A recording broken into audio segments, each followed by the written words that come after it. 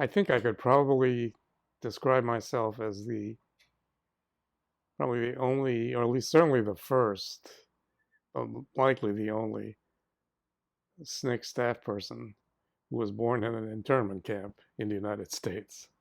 My parents were both Japanese. My father was born in Japan, my mother in California. Um, and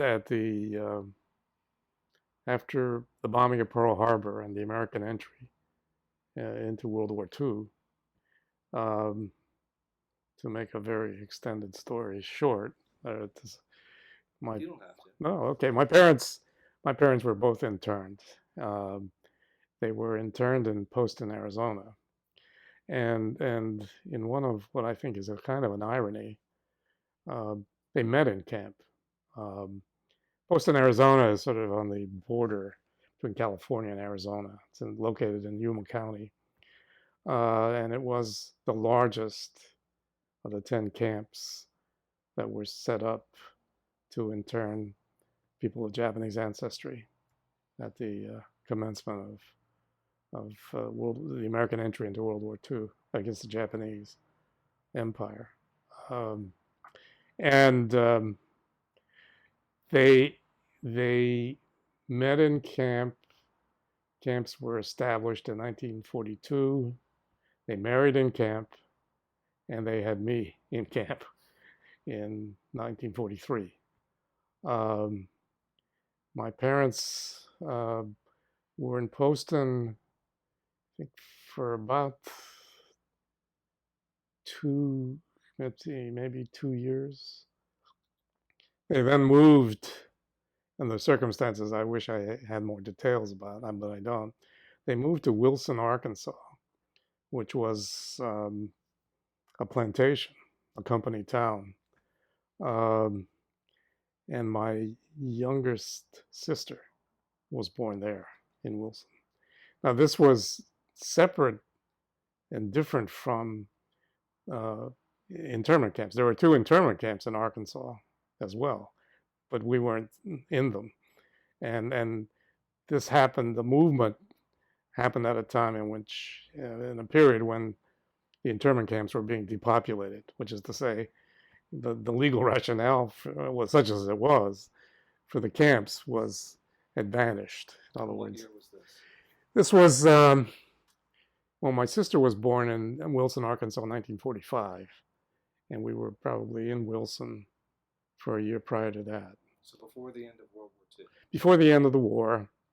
As I was saying, that there became no rationale.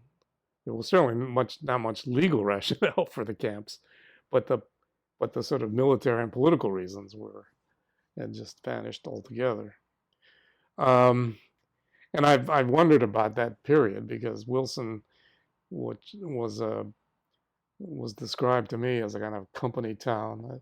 There was a story in the New York Times actually about 6 or 8 years ago about Wilson being sold, um, and it was going to be turned into a kind of a destination place, with a gourmet restaurants. And I mean, I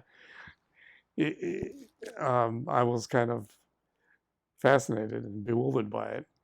Um, my suspicion is that Wilson was a place where you had basically sharecroppers, and the war was a time when there was employment in the North, and I suspect a lot of the sharecroppers went to St. Louis or Chicago or got jobs there, much better paying jobs, and a measure of social freedom that they didn't have in the Delta, which is where Wilson is.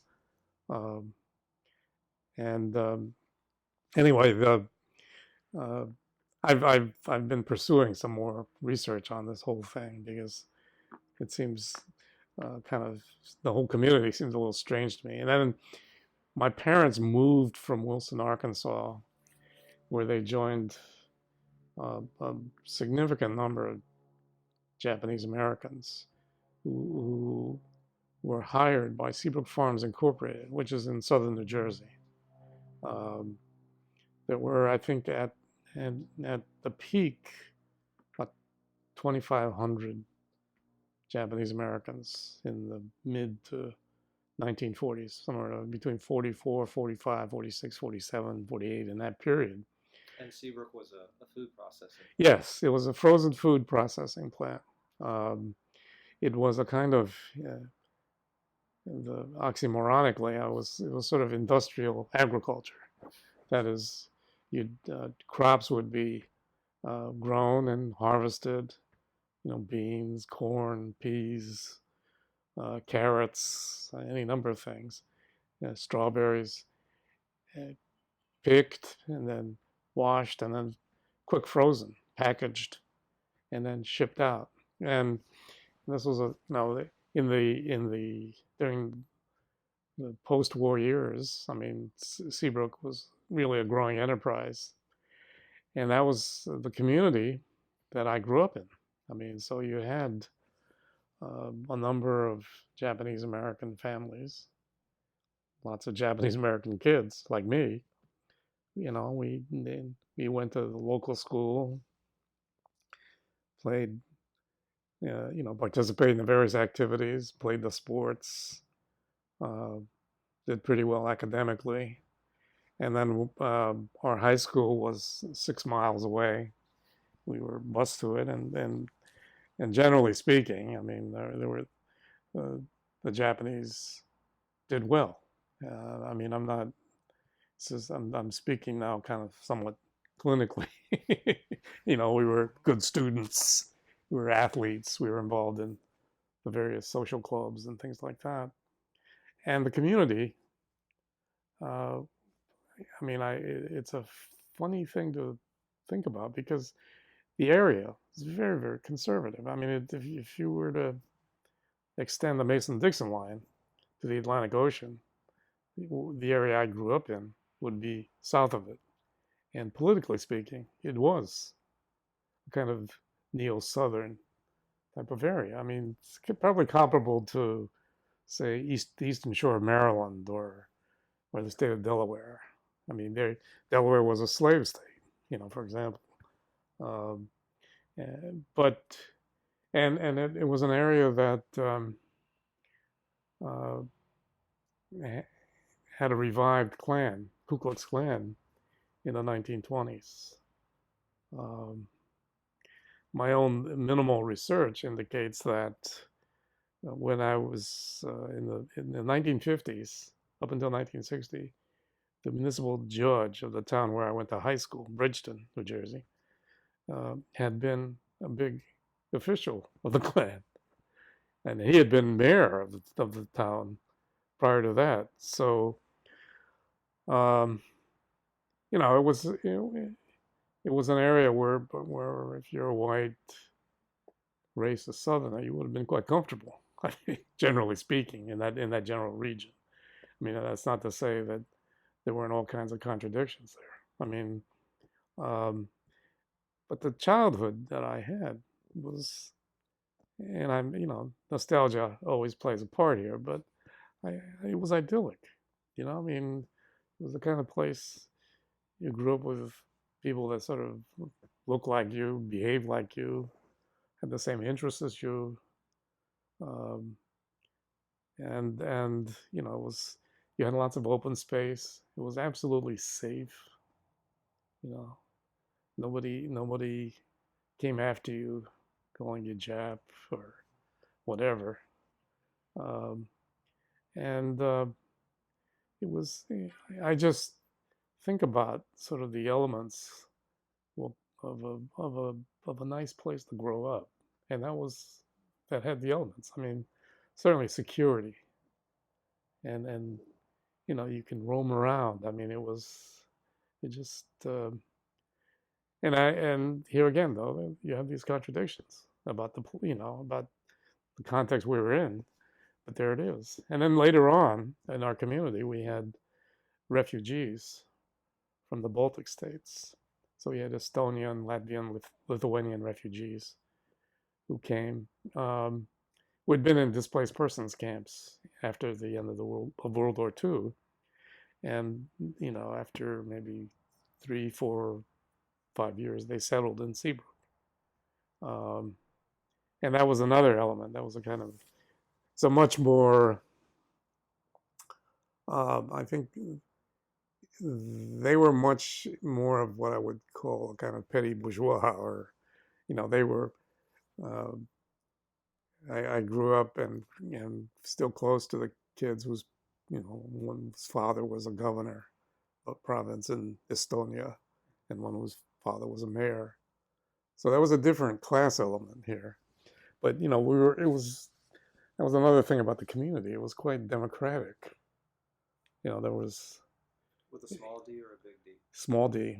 Uh, it probably was a large D once upon a time, but that was like kind of Copperhead D, anti-Lincoln, that sort of thing, and Southern Democrat. But uh, there wasn't much of a social hierarchy at all. I mean, we lived in the same kinds of housing, for one thing, and so there was no way to flaunt any wealth if you had it, and most of my peers didn't. I mean, my parents, I think, were very, very typical of Japanese Americans of that period. I mean, parents. I mean, there was no conversation of any length about the camps. I mean, they would tell you about Poston as a place. It was hot, it was dusty, it was very cold in the winter. The barracks were, not insulated, etc. Those kinds of details. I mean, there was a lot of communal stuff, including the bathrooms, apparently. Um, but there was no uh, there was no rage.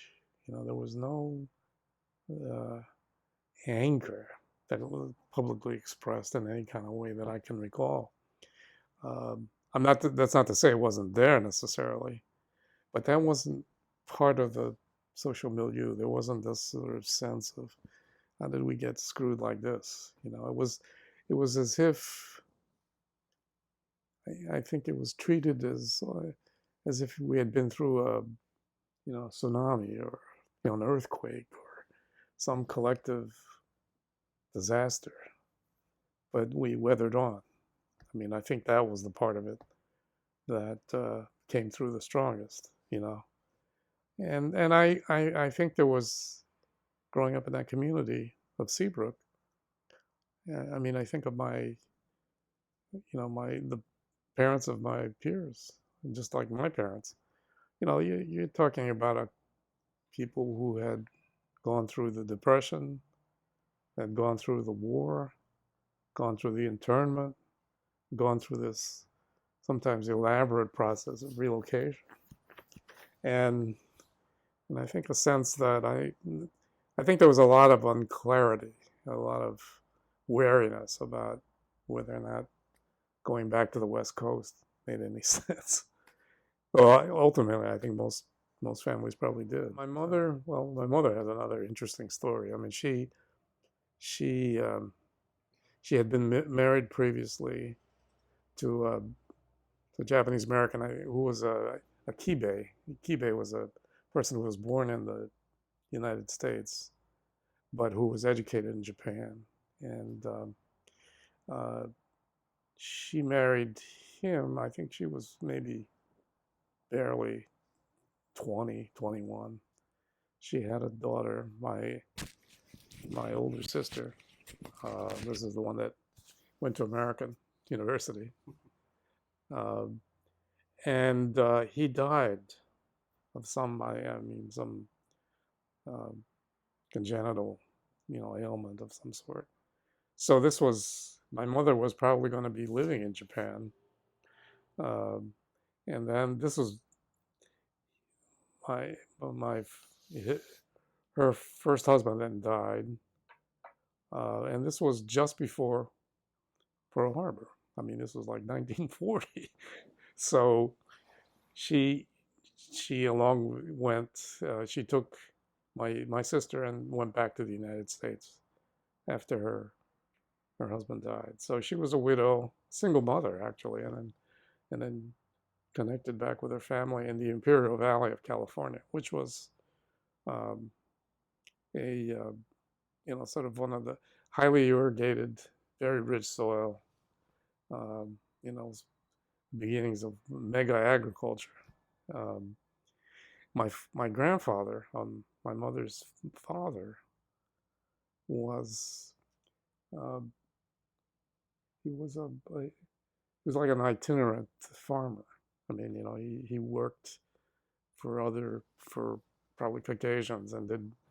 It's almost like he did sort of the scud work. There was a group of Japanese farmers like him.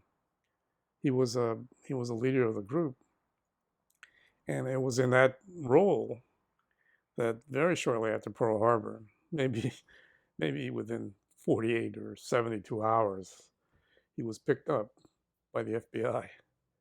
And he was working in the field somewhere in the Imperial Valley. And basically, the family story, was that two agents came by. They basically said, pack up a suitcase, and you're going with us. So that's what happened. I mean, they my right off the field. I don't even think he had time to take a bath or anything. My grandmother packed a suitcase for him, and they took him, and he wound up in Bismarck, North Dakota, where the the policy after the war, at the beginning of the war, was to identify uh, community leaders. So, somebody like my grandfather was the head of this Japanese farmers group. If you were a martial arts teacher, a Buddhist minister, well, you can imagine what the litany of possible occupations that would be particularly vulnerable. They were rounded up and put in. I think it's Fort. I think it was at Fort Lincoln. Yeah. Anyway, it was outside of Bismarck, North Dakota. Um, so they were trying to isolate what they saw as the leadership class. Um, my grandfather later joined us in camp in Poston later in 1942. The camps, I think, had opened up sometime by the late spring, 1942. So that was, and they were established, and then we can see continued up until about 44, 45, to the end of the war. I mean, somewhat. There was no kind of, I don't know what the pattern was of closing or opening or keeping some of these open, but there were, anyway, we were in Poston, went to Wilson, Arkansas, wound up in Seabrook, New Jersey, and that's where I grew up, essentially. Actually, I read about them, and I also saw stories about them on television. Certainly, the the desegregation of Central High School in Little Rock, and I'd read about the Montgomery bus boycott. I think there was something that always seemed to resonate about the movement. I mean, the movement at that stage, these these the struggle to desegregate the buses in Montgomery. I mean, it seemed like a David versus Goliath, right versus wrong. I mean, who's going to be in favor of wrong against, that sort of, that's just struck me from the distance of, New Jersey as a very obvious thing to me. And I tracked it, and I guess I felt a sense of identification. I mean, who knows where those things come from? I didn't know any black people, for example. I mean, it was growing up in New Jersey. Yeah, I mean, I had maybe known one or two in class in elementary school, but that was it. I was not friendly with them, and then I did get to be a little friendly with some of them, but we weren't, we didn't go to each other's houses or anything like that. Um, I think it was sports that probably connected us. more than anything else. Um, and I'm just trying to think about. The television. I think had a lot to do with my sense of what was going on, and like I said, I did used to read the papers, the newspapers, and those are big stories. Was there much coverage where you were of some of the more well-known events? Well, I remember reading about Emmett Till. I must have been all of 11, maybe 12 when that happened. And I mean, I didn't know all of those grisly details, at the time, but it just sounded on its face. I mean, I didn't know about, the decision of Till's mother to have an open casket, for example, and that sort of thing. Of course, when you're 11, I mean, how many funerals do you go to anyway? I mean, who do you know about this sort of thing? But the fact that, this black kid gets beaten up, killed for presumably, I forgot what his crime, whistling at a white woman or saying something. So that struck me as a particularly terrible thing. And then Little Rock happened, and then I can remember some of the litany of places, where there were desegregation struggles around schools. Place like Clinton, Tennessee, and there was a battle, and there was a struggle with the Catholic schools in New Orleans. Um, sort of the step-by-step sort of thing. And then you had the freedom rides in '61. I mean, you had the sit-ins in '60, and that seemed so obviously just. I did in high school, in our junior years, we're supposed to do a research paper, and I did mine on the sit-in movement. And scanning the various publications. I think cribbing a lot from Time magazine or whatever. But it was authentic research, which I thought. I mean, it was funny because my teacher. I mean, there was so many of my fellow students. They literally would crib from whatever, the World Book Encyclopedia or something. And I actually did some research. And so, of course, I get the suspicion cast upon me by my teacher because she thought I had cribbed it, from some directly from some publication. So it was, I don't know, I must have cursed her or something. But anyway, but it was to me, it was an inspiring story. Still is, actually. So it went like that. I mean, the movement was growing, more visible. It had, by the time I was, junior and senior in high school, it had captured my imagination. I identified with it. Why? Yeah. Well, it's the underdog, this. I mean, and you are taught about these things about all men are created equal, and then there's the religious dimension to it. I mean, such as it is. I mean, there was a church, and I don't know that we heard the expression, children of God and all of that, but that is part of the notion, and I think so. Those elements kind of came together for me. My freshman year in college, the movement was expanding even more. And where was college? Rutgers in New Brunswick, New Jersey. I was telling people about we lived in our campus. Our campus was somewhat removed from the regular campus. So there would be a shuttle bus. There would be shuttle buses, and one memory I had was once taking this bus between the main campus and where we lived. There was this hubbub at the front of the bus, and it turns out that one of my fellow freshmen had gotten into a conversation with the driver because the driver, had expressed his opinion that black people ought to go back to Africa, and God bless whoever the guy was. I mean, I didn't really know him, but he's well, why do you say that? I mean, what sort of like a challenge to this. What must have been for a lot of people just obvious wisdom, right? I mean, of course, black people should go back to Africa, but etc.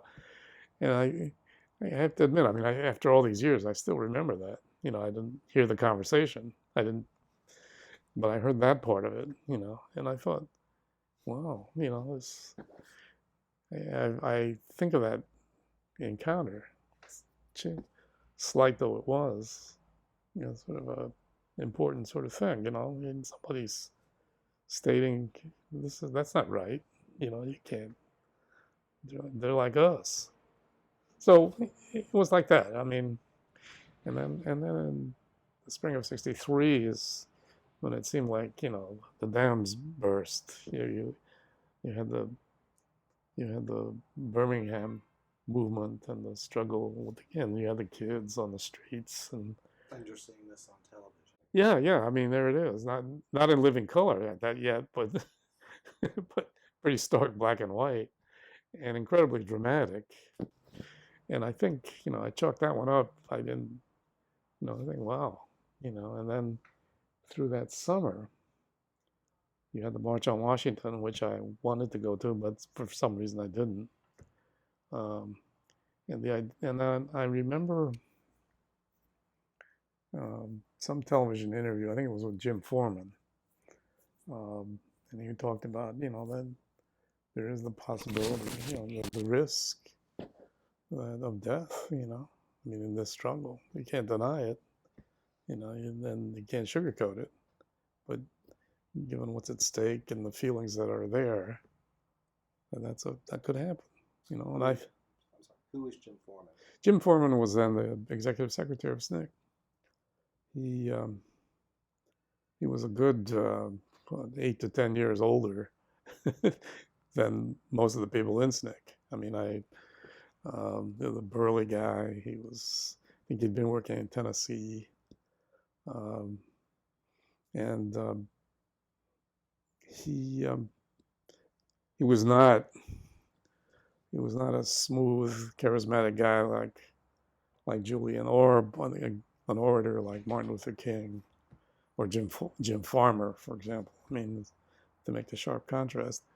But the sort of honest intensity of what he was saying kind of struck me. I mean, and I kind of this is where I want to go. So is this after your first year of college? Yeah. This was there wasn't more than a first year of college at that point. So I think, and then after the March on Washington, I think I'd already decided I was gonna go south and work for SNCC. I mean, they were clearly I think they were identified then as the shock troops of the movement. And there were people my age generally. The idea that this was coming from underneath, that this was a student movement, was that attractive to you? Was that appealing to you as a student? Yeah, I think it was, though. It's funny. I'm not sure I quite thought of it exactly in those terms. That these are people my age. These are people like me in terms of the generation. I mean, you certainly had the perceptions and the understandings and of somebody like Martin Luther King. I mean, who was at least a few years older. He was in his 30s, I guess. So I'm not sure I made, at least initially, a kind of generational identification, though I think that became obvious enough later as this was unfolding. So by the summer '63, I was So I just decided. I mean, with with obvious great consultation with nobody. So you just upped and left. Yeah, basically. And were you ready to go back for your next year of college, or you see the March on Washington and decide, okay, Yeah, this is. I've changed my plans? Yeah, yeah. I mean, it wasn't in a sense that college is a bad thing, or that it was alienating, and not at all. I think it was probably almost a kind of obsession. I mean, it I had no peers who said, "Wow, why don't we do this?" I wasn't part of this community that decided to do it together. This Uh, was just you. yeah, though I mean, I'm reacting to these things that I can see and that I read about. But here again, still, I mean, I have no close black friends. Um, I don't draw from the memory of the internment yet. I mean, that comes later, actually. Um, but this, it was clear that the civil rights movement was this enormous, important thing, and and and I wanted to be a part of it. Um, it's so I decided I was going to work with SNCC, and based on you know these vast amounts of information that I had. So I board the bus, go to Atlanta, wind up. I stay at the Butler Street Y, which was, um, and I go over. I mean, I can remember. I mean, the precise aspects of these things I can't remember. I couldn't give you the details of Right. how I got from the Butler Street Y, or how I got to the Butler Street Y, and the SNCC and all of that. So I went to the SNCC office on Hunter Street, um, and I mean, I knew no one. I wrote to no one, made no advanced preparation to You just anybody. showed up. I just showed up. I mean, I presented no resume, answered no questions on a survey, or you know, spoke to no human relations person. Or, I mean, I mean, who did I think I was? I mean, you know, but it happened. That's how it happened, and I went over. And I remember I spoke to Worth Long and Ruby Doris Robinson. And Worth, I think, later worked for the Smithsonian Institution. And Ruby Doris was sort of, she was she came across as a sort of a tough person. I think she had been going to Spelman. She died very young. I mean, I don't know that, I don't think she lived beyond, 1966 or 67, maybe not even. But they, but she was a really kind of efficient go-getter type. Um, we had a very nice conversation, about the movement, about what I wanted to do, and the smart thing for them to do would have been like, why don't you just get the hell out of here, go back home, which was what the guy at the Butler Street Y basically said to me, why not, why don't you go back to college, essentially. Um, and but they didn't say no. They didn't say, well, don't ever come back here, or don't ever, don't bother. I hung out, I mean, um, and I got to learn some of the routines of the SNCC office. And one of them, which Do you have any money in your pocket at this I point? must have had some money. I mean, at least enough to pay the Y. Um, and I did eat, I didn't starve in that period either. So, um, I'm sure I must have asked my parents for money on the way down. And my parents, by the way, um, and this is interesting because I think for a lot of Asian American families, you wonder, well, geez, how do they, this notion of dropping out of school, I mean, Japanese American, you know, specifically, but other, I think it applies more broadly. Um, this notion of dropping out of school would seem to be anathema, but it wasn't like that. You know, there was no weeping and wailing about you need to stay in college and all that.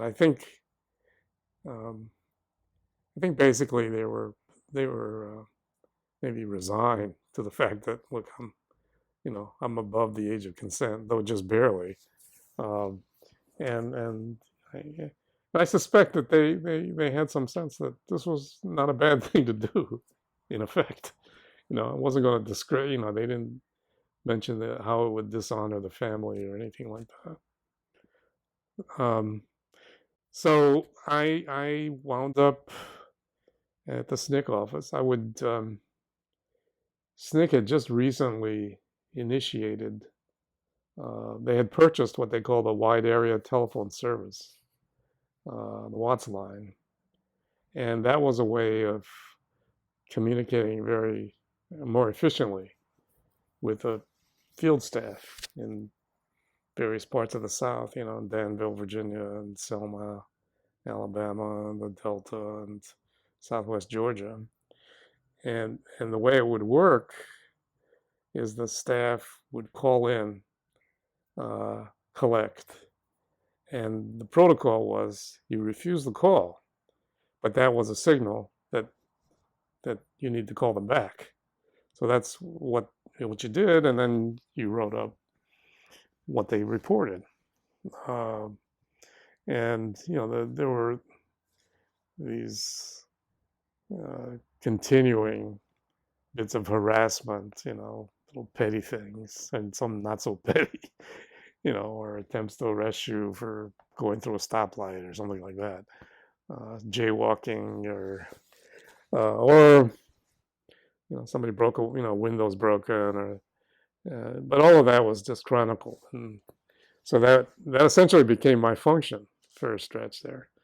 And then I also worked at did a little voter registration work in Fulton County, which was by that time quite open now to African Americans. So it was a question of you know, trying to jack it up a little bit. I mean, I think there had been, let's see, a guy named Leroy Johnson had gotten elected the year before as the first African American state legislator since Reconstruction, in 1962, and you know, the tide was coming in there. And then I later, I worked with the production department. The production department is the part of SNCC that produced the student voice, but also produced leaflets and posters for, well, one thing was for the Freedom Democratic Party in Mississippi, which has gotten underway as an alternative. I mean, it was an effort to point out that it was strictly the forbidding the restrictions on black suffrage that were keeping blacks from voting. I mean, it wasn't the lack of interest. And so the party, the Freedom Democratic Party, ran candidates and had campaigns in the state of Mississippi. What was the Student Voice? Student Voice was the newsletter of SNCC, and it was basically edited and I think mostly written by Julian Bond. And I think he took some pride in, you know, in its layout and its truth telling, and it went out to, you know, the field offices and other parts of the movement in the South. I think it'd be most accurate to say that the connections were strictly between Julian and national media. I mean, he was clearly the most effective uh, communicator for the organization, and the voice was essentially, you know, put together a sort of what was going on with some of these, uh, what was going on in some of the offices. I mean, in some of the areas of the South, but there was no relationship. For example, I mean, you know, we weren't seen as stringers for the Washington Post or anything like that. And then later on, I also worked uh, as part of the research department, which was under uh, a guy named Jack Minnis. Talk a little bit about Jack Minnis. He's an interesting person. Yeah, he was. Jack, and later on, I would think of him. He was he would be, I think, seen by some as like a Marxist or an economic determinist. I mean, I think he was more an economic determinist than he was a Marxist. I mean, in the sense that um, he saw the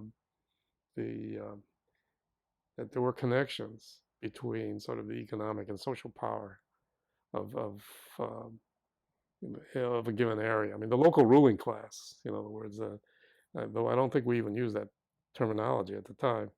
The white power structure. I think that's the terminology we used, and so And yeah, they use that for themselves. yeah, And well, proudly. and with accuracy. Yeah, but proudly, we Yeah, are the white power structure. and one of the ways in which we tried to make these connections would be to peruse Southern newspapers.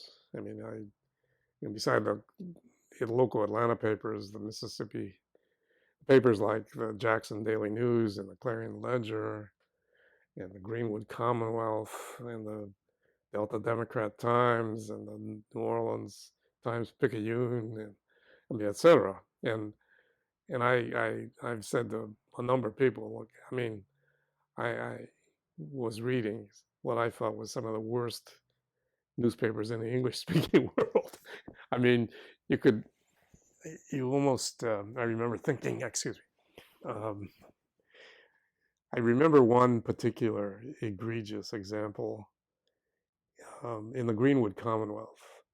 There was a story about I think, a protest that Fannie Lou Hamer was a major civil rights movement person, uh, was involved in.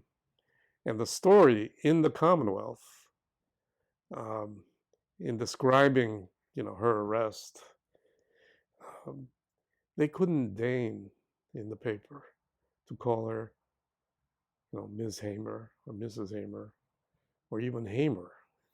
And they referred to her as that Hamer woman. And I thought to myself, In the copy. in the copy, in the copy. And I thought, this the racism here in this represented in this is so deep. They can't even think of her as a person. And I don't know. I mean, I somehow that always stuck out in my mind about how deep this stuff was, how terrible it was, and anyway, that was part of my function. So I wound up clipping all kinds of papers, so much about, sort of economic interests. I mean, and then sort of sometimes there were ties to whose kids got married, sort of the interconnections between the social uh, domination, if you will, and the economic interests and etc. I mean, the hegemonic kinds of interests that were involved. I mean, it was So the power structure kind of reproduced itself. in effect, yeah, and they also connected with other local power structures. I mean, or there'd be a larger one, statewide or things like that. So there was, I think Jack saw that as a way of, um, seeing the reality of it in practice. I mean, I think his analysis was a little crude in that sense. I mean, like I said, I don't think he was so much a Marxist as he was an economic determinist. I mean, sort of that those were. I'm not denying. I mean, this is a view in retrospect. This is not exactly an insight I had at the time, but that that he tended to view solely through the standpoint of who made money. I mean, in the South, it's not only that, but also this notion of class interests, which can be pervasive and not always determined by your bankroll, but your sense of your whiteness, if you will, or your sense of this ruling class. Anyway, Jack was an interesting guy. He probably might have been the heaviest smoker I've ever run into ever, and I think he did a bit of drinking too. But he had a very wry sense of humor. I mean, I never quite had the courage to ask him, how did you come out this way, Jack? I mean, I think he was a guy from New Orleans, so and I think he did graduate work at Tulane. It's ironic in a funny way because when my political affiliations or connections or my sense of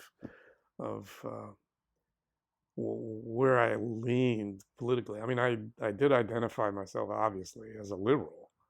I mean, I didn't sort of break left dramatically until later, but of course the movement certainly helped in that direction. But I was also a Republican. I mean, in the sense that when it was possible at that moment, and it was possible at that moment to see yourself. I mean, my identification with the movement, civil rights struggle, was such that I couldn't see myself as a Democrat because, I mean, who the hell's, who governs these states? Who bottles up these civil rights laws? It was, Russell and Eastland and, all these other Talmadge, and God knows who else. So, it's ironic now, I suppose. I mean, I was part of a species that no longer exists in any significant way, but yeah. But I do remember, for example, in Atlanta, being there were a couple of moderate Republicans who were on the city council, and the Atlanta Republican Party was integrated, and the Atlanta Democratic Club wasn't, and so in the social events. So in '63, that was still the case, and of course, the nomination of Barry Goldwater by the Republican Party, basically, I mean, I think killed that tendency, the possibility of I think a true kind of interracial parties. I mean, basically, you just had this mass movement from white supremacy in the Democratic Party to white supremacy in the Republican Party. So anyway, I would put myself aside from some of the broader aspects of this, but I think that the encounters with local, I mean, with these national parties, I think and the estrangement was only going to get larger, particularly with the Freedom Democratic Party challenge to the Mississippi delegation in '64. But I don't think there was that much thought about it in that, this is, I mean, they saw what the Democratic Party was in the South, which is, a group of white supremacists, but I don't, like, I voted absentee for Lyndon Johnson, and I remember a slogan that the Students for Democratic Society had, which was part of the way with LBJ, which I thought was about right. I mean, as the slogan was all of the way with LBJ, but everybody knew, I mean, in the movement, of course, what a horror Barry Goldwater was and what he represented. I mean, it was a kind of unabashed some of the old segregationists from the South. I mean, and he carried all of them. I mean, he carried Mississippi and Alabama and Georgia, and as well as his own state. But the defection from the Democratic Party was, I mean, just in its nascent, very early stage at that point. But I think the disgust and the disdain about the national political alignment took place. I mean, my memory of it is it was much more sharply drawn later, after the uh, what was seen as the rejection of the Freedom Democrats. I mean, at the Democratic Convention in Atlantic City. Did you attend the convention? No, I stayed in Atlanta. It's kind of funny in a way because the convention was like maybe 40 miles from where I grew up. but I mean the uniform disgust that SNCC activists had, that the National Democrats would not do more than seat, I think 2 Freedom Democrats as part of the Mississippi delegation, and so that was, I mean, it was both uniform and intense. The the sense of betrayal, I think, by the National Democratic Party and all the various, even liberal icons, I think, that were around, like Hubert Humphrey, and I mean, everybody knew that LBJ was an opportunist, but I think for many, Hubert Humphrey still held out this sense of being, a real champion for liberal causes. But he went along with that compromise, which didn't go down. So anyway, that's my memory of it, and it's still fairly clear what the feelings were. Well, the person I probably worked closest with was a guy named Mark Suckle, who was the head of production for SNCC. Mark was from the Philadelphia area. He had gone to Lehigh University, and he had some real skills in sort of setting up systems and working kind of graphically. I mean, he did layout, for example, for things like posters and leaflets, and he laid out the student voice. He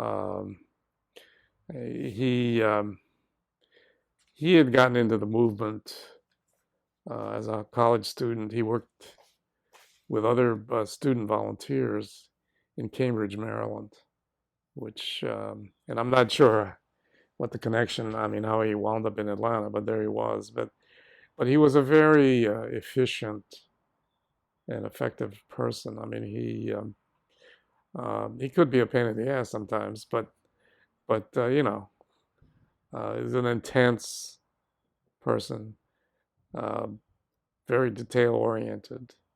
But he was the person that very much made sure that things got done, that production was met, that various posters were put together and shipped out, that the voice was printed and published, and he, I mean, I remember him as a very effective guy. I mean, I got to see him a little bit socially afterwards. I mean, he moved to New York City. He set up something called, what was it, the Collectors Guild. I think, sort of like Book of the Month Club, except they did it with prints. And I think he was the person that got that project off the ground.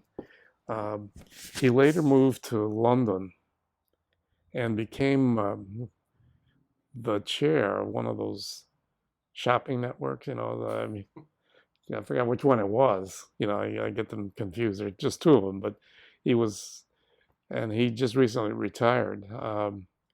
And ironically, I mean, my wife and I were on vacation in London maybe 10 years ago, and I'd gotten notification about the SNCC 50th anniversary SNCC connection reunion, and I got together with him, and then I told him about it. I mean, maybe he'd found out earlier, but you know, it was something that he should certainly go to, and he did. Um, so you know, it's very interesting. I think he's basically lived in London most of his life since then. I mean, I think there was a period he might have come back to the States, but I suspect his kids all speak with an English accent at this point. But he was among the people in the organization, I think, who sort of did the kind of scut work, and he was very effective.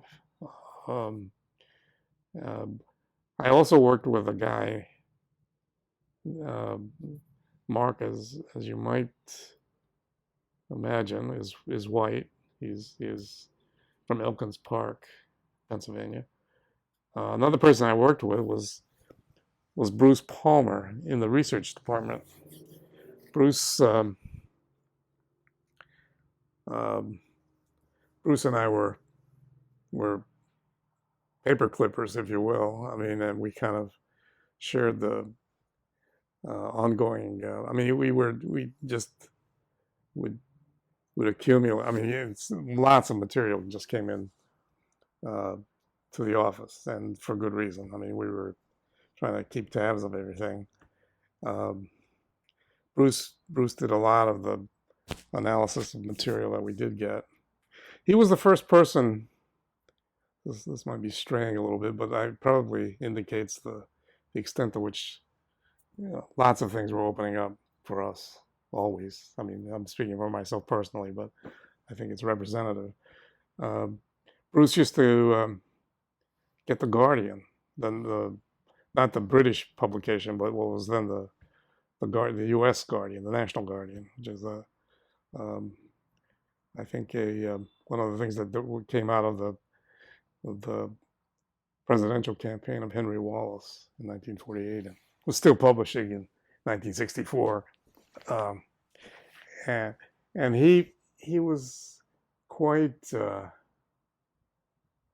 intense about the Gulf of Tonkin and the resolutions about the Gulf of Tonkin, which, you know, and what a fraud it was, and that this was basically going to be the rationale for American participation in the Vietnam War. I mean, it was a very obvious insight, but not so obvious in 1964, not when it was happening.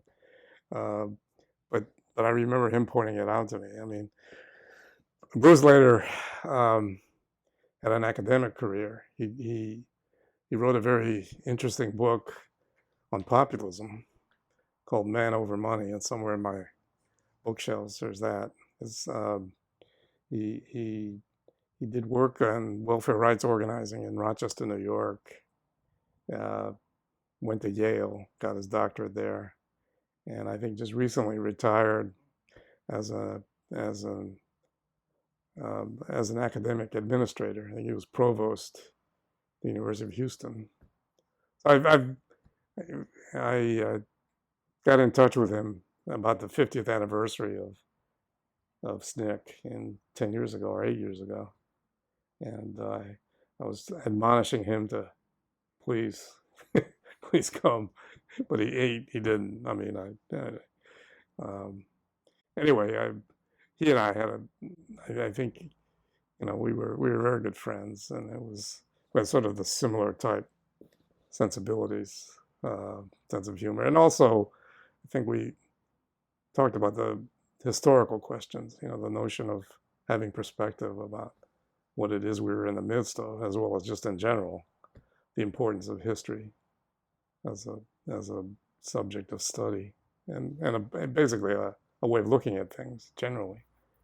A very good friend that I made in SNCC was the only other Asian in the SNCC office, Tamio Wakayama. Tamio was he became he initially set up the dark room in the SNCC office, and he developed photos, and then later became one of the photographers for SNCC. He was a Japanese Canadian, and we used to, that's sort of like our mutual in-house joke, because we were the only Asians in the place, and he was a sharp, witty type of guy. He died last year. I mean, he was a very dear friend, but he became very much. I mean, he developed his photographic skills, and then was covering Georgia, and then later worked in Mississippi during Freedom Summer, and then went back to Canada, I think, in '65.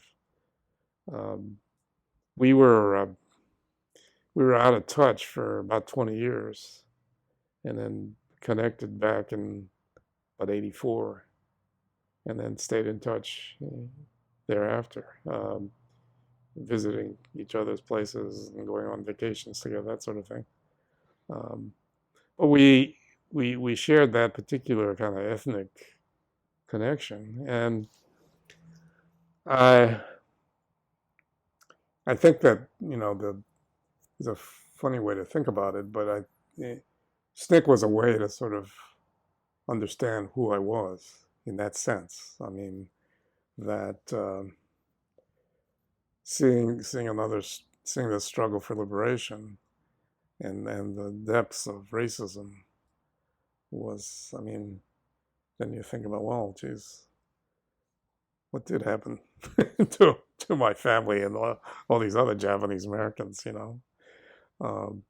So I think the participation in SNCC kind of pushed that perspective, and I think I became much more conscious as time went on about what did happen, Did you ever experience any violence when you were in Atlanta?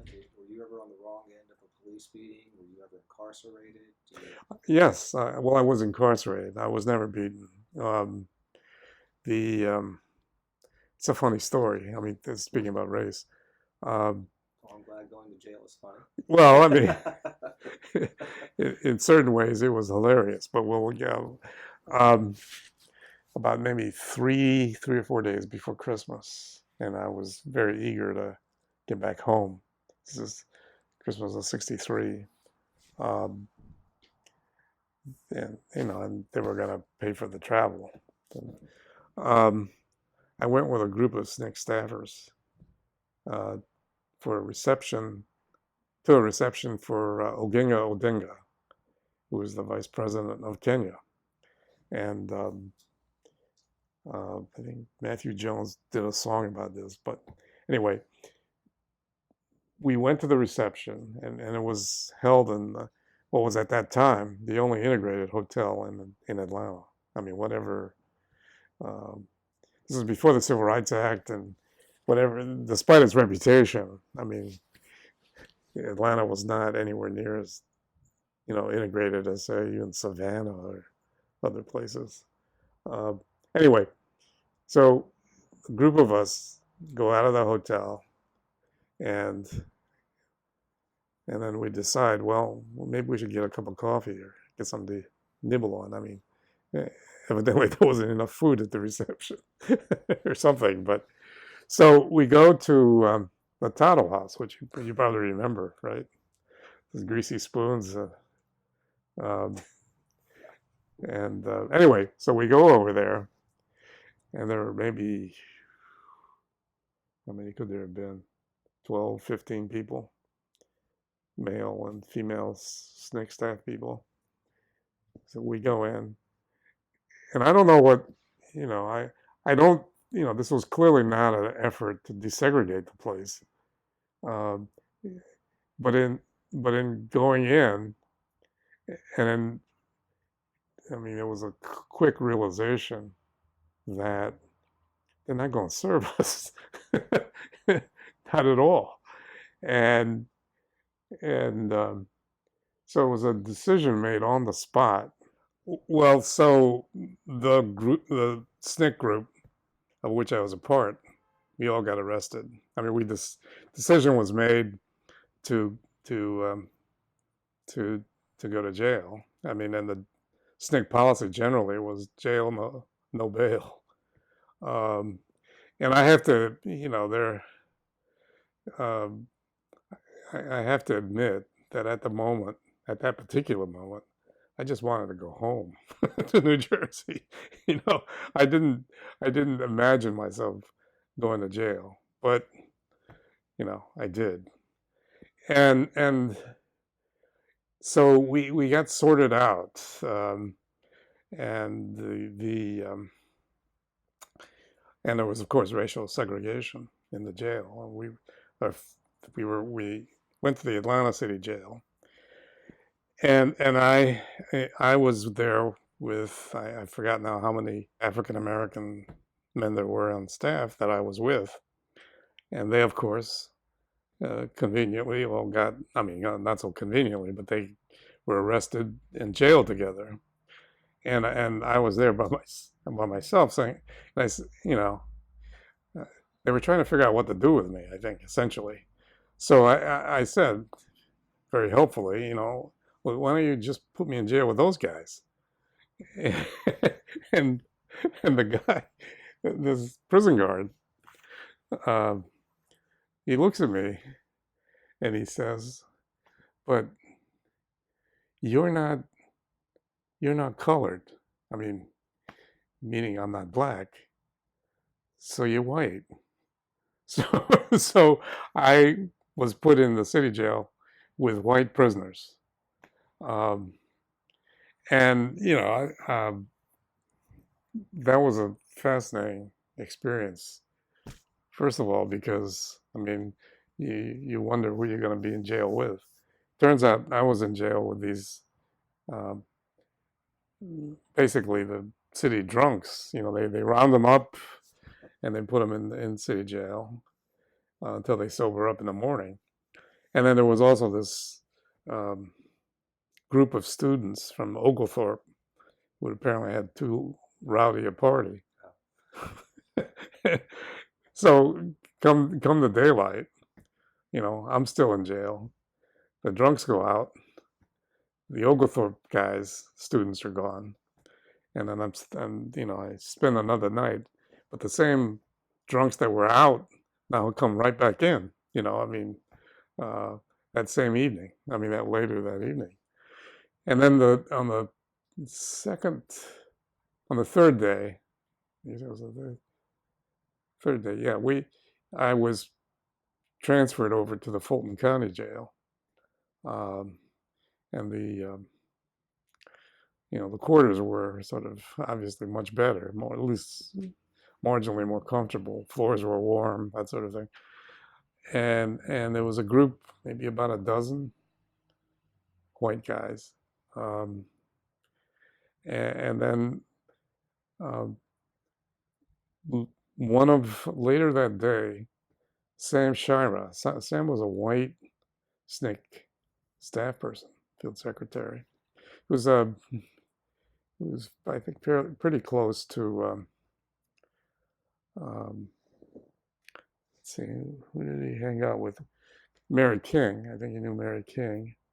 Um, anyway, um, he came and he was telling me um, that as there had developed a campaign to uh, to integrate Tonawazes, and the battle was raging apparently in the streets of Atlanta, um, which was, I mean, I guess some comfort. um, so we were there. Let's see, Sam and I were in jail then for at least 2 more nights, and but the setting is such that this I kind of picked up on the etiquette here, that you don't tell people or ask about why you're in here. Though some of the information floats in there. So there's one guy in there for beating his wife, and then I got into a conversation Well, an older man who was a northerner. I mean, it wasn't one of the white southerners in the jail. Um, and I've never forgotten this conversation. He he had gotten arrested for passing bad checks, and he said that he had, been a person who had designed the boxes for suppos. I guess it was some kind of uh, stockings for women, and I don't know why he decided to extend this discussion, but I guess because he figured, well, generationally, maybe I can talk about this. He was talking about his girlfriend's son, and that he was making a decision about, you know, where he'd go after high school. And so the guy in jail was telling me that, he was emphasizing to him the importance of a liberal arts education, not going to a trade school. And I'm thinking to myself, now, isn't that something? Here I am in the Fulton County Jail, and we have a discussion about the value of liberal arts education. I mean, I couldn't. The irony was just too much. I mean, Existential. yeah, right. I mean, the absolute humor of it. I mean, of both things. I mean, first that discussion about liberal arts education, but also the prior one about, race. I mean, the fact that I wasn't black meant that I was white, even though they had, I mean, it was crazy. I mean, and I thought, well, wow. I mean, I've reflected many times since about how ridiculous this stuff is, and because it was like he had no vocabulary for it to be, say, an Asian, something else. So anyway, it turns out then we get, on the fifth day, and it was getting a little shaky there. I mean, I still think that if Sam and I had stayed another day, we probably would have gotten beaten up. I mean, because I think the charge that we had, and I think somebody found out, they know, it was criminal trespass, and then, what could that be? So I think there was a decided coolness, in that cell. So I'm glad we got out of there, and that we got out of there because Tuttle House and the Dobbs house chain that owned Tuttle House capitulated. I mean, basically, they were going to desegregate all of them. So there was this wonderful moment after we, going back home for Christmas and coming back. We go, I remember going with a group to the same Tuttle House and ordering that pie and coffee that we never got the first time. and the manager comes out, Well, How do people treat you? Well, the manager comes out, right? I mean, he's the epitome of Southern graciousness. I mean, like, well, of course, be my guest, that sort of thing. It was like, um, he had seen the memo, and then some. So that's what was striking about it.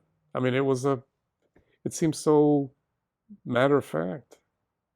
Like, don't you remember you put us in jail for this, for sitting down here a month ago or whatever it was,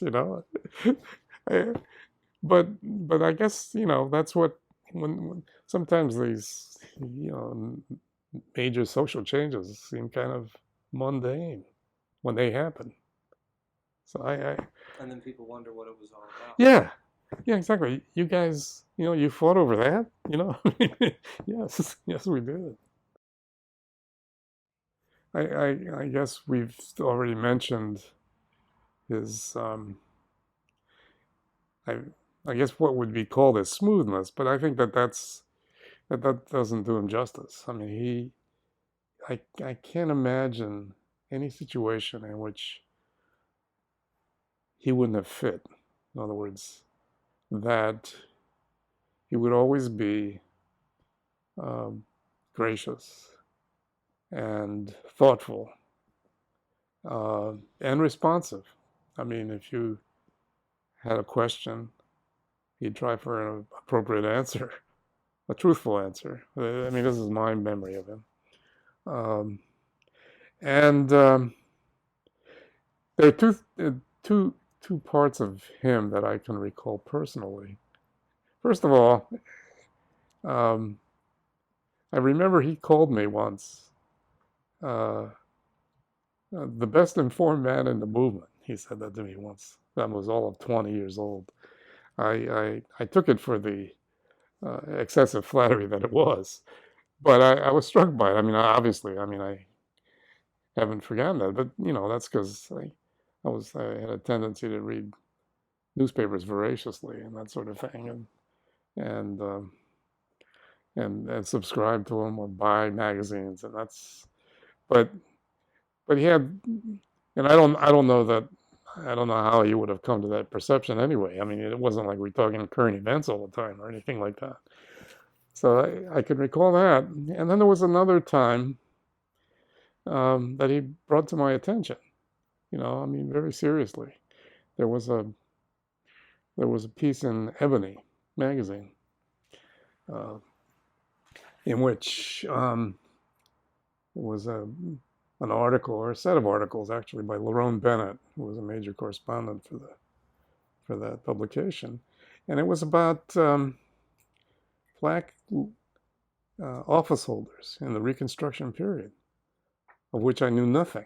I mean, first of all, I didn't even know there were black office holders in the South, and Hiram Revels, Blanche Bruce, and etc.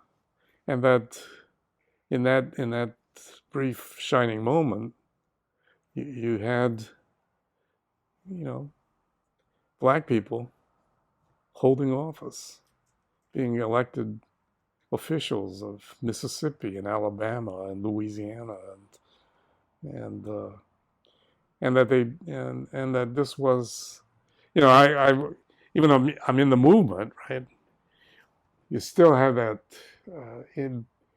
ingrained historical stuff that told you that Reconstruction was this period of disaster for the South, this terrible, terrible, corrupt moment when these horrible black people were governing white people, and of course this was terrible, and it was interesting on a number of levels. I mean, Julian just pointed this out to me, and and and I think he had some thought that maybe we could write something up or some. And we didn't, but I'm forever grateful to him for showing that, for pointing that out, I've never forgotten that lesson. I mean, and I of course, being in the movement speeds up that lesson a little bit, but it pointed out also that we were part of some longer strain historically, some broader pattern. We weren't. It wasn't just the last 10, 20 years. No, it was going back a century or more, really, and that was important to know. I but I always thought he always seemed to um, he was an obvious guy for people from the outside to connect with about the movement. I mean, um, he didn't he didn't shortchange anything. He didn't pretty up anything. He was very clear and very honest. Uh, but he was, frankly, I think, easier. I mean, if you're a journalist from the New York Times, or from the BBC, or Julian could convey the story to you, and it wouldn't be a false story at all, but it would be something to which I suspect the journalist could more readily connect than if you were, a sharecropper from Mississippi. I mean, though there is much to be said for hearing directly from a sharecropper from Mississippi, or a field hand from Alabama, or whatever, as part of the freedom struggle. but I think Julian just kind of was very skillful and very straightforward. I mean, he didn't, you know, I, on one hand, running for the state senate and winning seems like a very obvious thing. I mean, and I'm only sorry that his political career didn't. I'm sorry he wasn't elected to Congress. Though I don't think it was bad that John Lewis got elected to Congress. But I'm sorry that those two guys had to battle it out between them. But I think he was an important interpreter of the movement, as well as being a part of the struggle himself. I invited him, and he came to speak at the Germantown Friends School, a Germantown meeting. And I remember I described him as he had the consciousness of an historian, but the sensibilities of a poet. He could write in both genres. And I thought of him as as a good friend, not a close friend, but a good friend, and as somebody.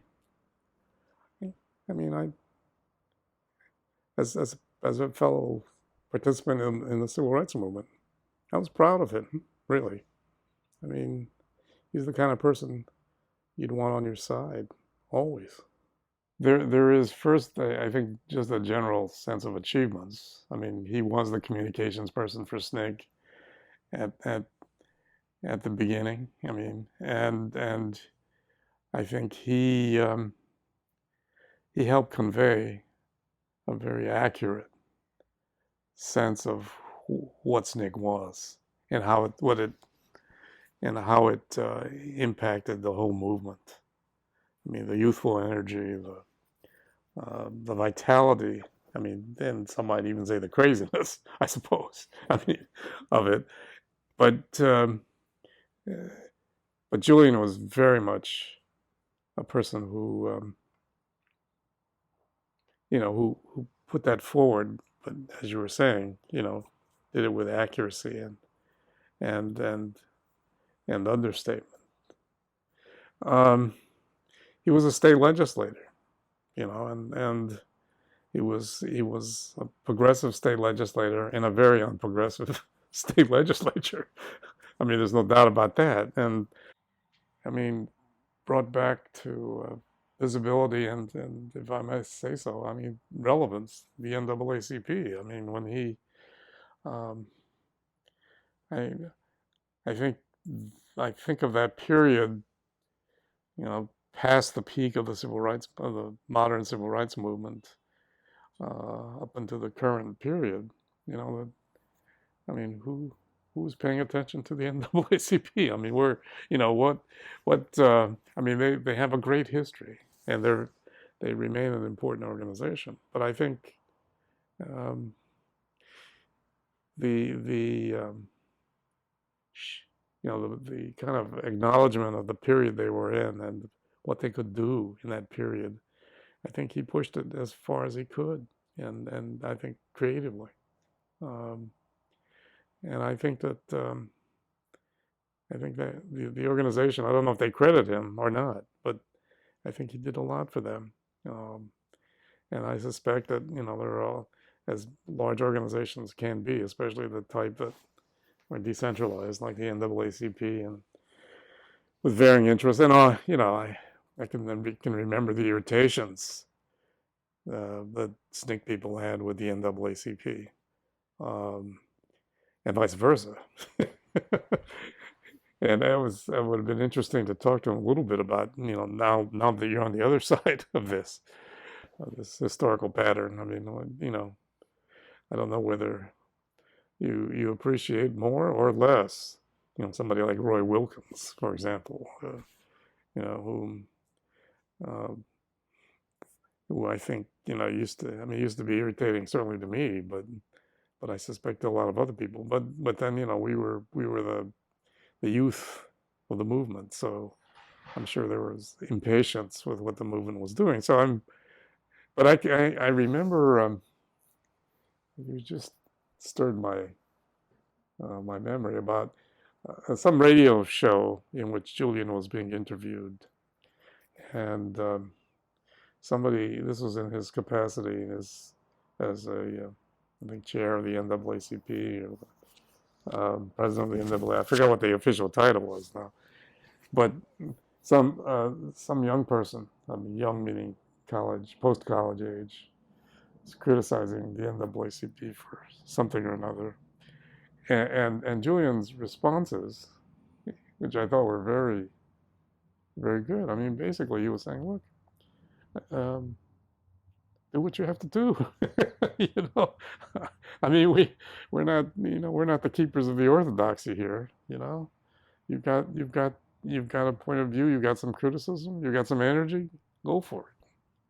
And I thought that was a very kind of creative response. I mean, I don't remember now the particulars, but I do remember the sense. I mean, he didn't condescend. You know, he didn't pat the guy on the head. He was basically saying, you know, okay, maybe you're right.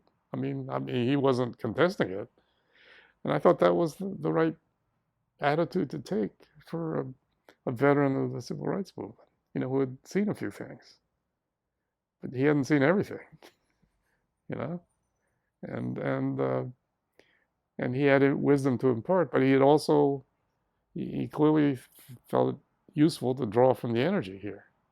So I thought that was I thought that was a particularly good kind of thing, but I wasn't surprised by it either. You know, I Julian was a wise head on these things.